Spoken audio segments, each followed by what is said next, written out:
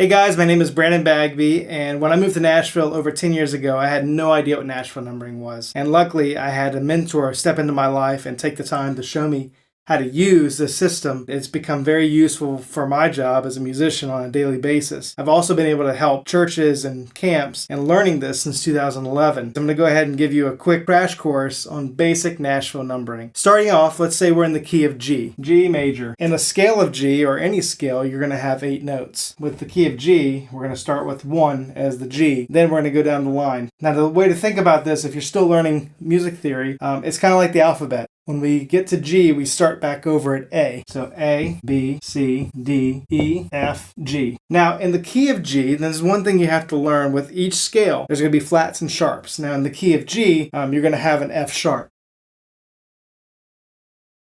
Now that we know the notes in the scale, let's turn this into chordal theory. With the major scale rules, when making this into chords, there are 2 major things you need to know. 3 notes are going to be minor, and 1 note is going to be diminished, typically, when we're going off of classic theory. Know that in a major scale, your 2, your 3, and your 6 are going to be minor. Your 7th note is going to be a diminished. Let's go back up here. So 2, 3, and 6 are minor, 2 minor, 3 minor, 6 minor, and then your 7th is going to be diminished, which is just a little open circle. So up here, we'll translate it and bring it up here. You got an E minor here, you're going to have a B minor, and then you got to have an A minor. Now that we know that, you can also break some rules too. If the 7 on the chart doesn't have the notation for diminished, then it's not diminished. It could be 7 major, you can make it a minor, you can do whatever you want. Some of this stuff is wild card. I've seen people take 6s and flatten them out. And I've seen the most common thing I'll see is people will take the 7 and flatten the 7. Now, what I mean by flatten the 7, I mean you take the 7 like this and you might see a flat mark in front of it. Now we're taking that F sharp and we're bringing it down a half step on the fretboard and we're turning it into an F. And it's probably going to be an F major. And if there's no diminished sign, it's just going to be F major. So you can break rules. You can move these chords around. So now let's go over basic notation. You have split bar, diamonds, and pushes. So a split bar will look like this. Let's say you're in 4/4 time. Your split bar, let's say we'll take a couple notes here. Let's say 4 and 5. You'll have a bar. What does that mean? You're going to be splitting up the time. So typically you're going to get 2 beats and 2 beats here, but sometimes you'll see it where you get 3 beats and 1 beat. And I will notate it at that point where I'll put little markings here so I know that's the timing of the measure. Then sometimes you have it like this. I've seen it where people do this. They'll have 1, 4, 5, and let's say they put 2 beats on the 1 and then single beats on the 4 and the 5. I've seen split bars like that on charts. Okay, let's go to diamonds. A diamond is basically just a whole note. So if you're in 4/4 time, you're gonna play the chord 1 time on the piano or 1 strum and hold it for 4 beats. So let's take the 4 and let's say we're gonna make that into a diamond. We just draw a little diamond around it. Then you have something called pushes. This is when you're playing on the and of the beat.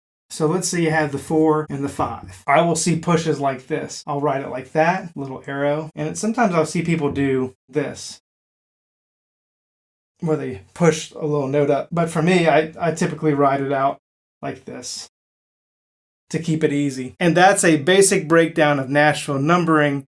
If you want to learn more about what I do as a musician and producer, go to brandonbagby.com or brandonjbagby.com. I hope this helps someone out there. Thanks for watching.